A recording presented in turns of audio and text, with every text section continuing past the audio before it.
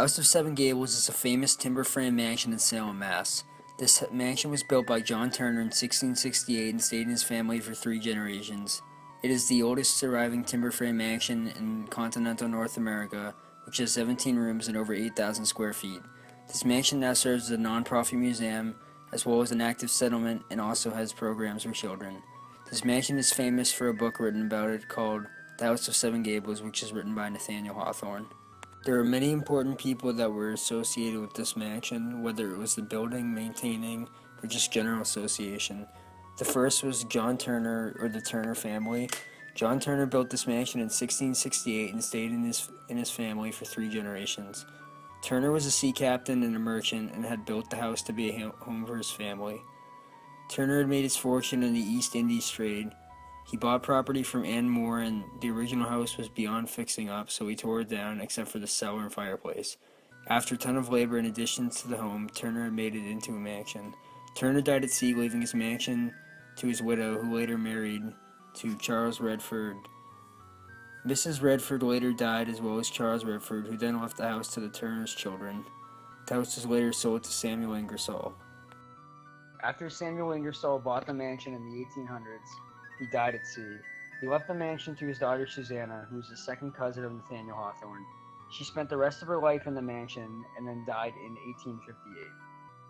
Nathaniel Hawthorne was a very famous American writer who wrote a book about the House of Seven Gables, where he described it as being wooden and rusty, with 7 acutely peaked gables facing towards various points of the compass, and a huge clustered chimney. Hawthorne's novel helped to make this site a very famous one. Caroline O. Emerton was a very important person to this site. Caroline bought the mansion with plans of restoring it. At the point of Caroline buying the house, all 7 original gables were gone. After purchasing the house, she founded the House of Seven Gables Settlement Association in 1910. This foundation was open to preserve the home for future generations, as well as provide educational opportunities for visitors and use the proceeds from tours to fund her settlement program. She hired an architect named Joseph Everett Chandler to preserve the home and restore it to its original Georgian-style architecture. The House of Seven Gables has many unique pieces of architecture and has revived the style of Georgian architecture. I will now give you a brief explanation of some of the rooms.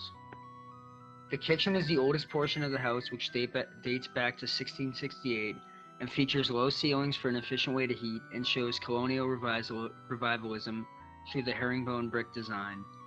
The scent shop was built by Caroline Emerton and Joseph Chandler and features colonial revivalism as well, and depicts the fictional scent shop run by Hephzibah Pynchon in the novel The House of Seven Gables. The staircase is very different than most staircases, being that Caroline Emerton built the staircase as a secret staircase, replacing the past larger one built by Captain Ingersoll. This is built in a reconstructed chimney to delight visitors to the house.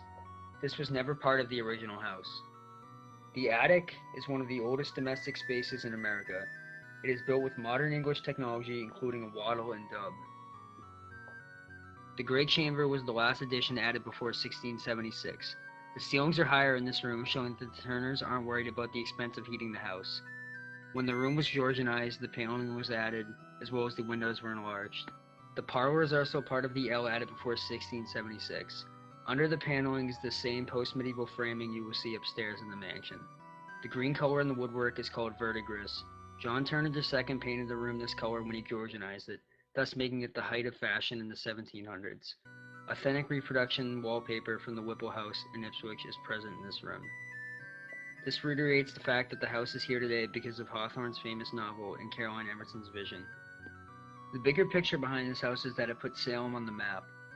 The House of Seven Gables was a huge part of the maritime trade and made the economy of Salem flourish due to such busy ports. Ingersoll traded directly with China and India, bringing things back. Salem had up to 20 wharfs alone at the time, and Turner even had his own wharf. If you'd like to come visit the House of Seven Gables for yourself, it is located on Derby Street in Salem, Mass. Tours are completely free, but donations are accepted and encouraged to keep the house in good conditions. I hope my documentary helped inform you on the history and importance of the House of Seven Gables. I encourage you to stop in sometime and check it out for yourself.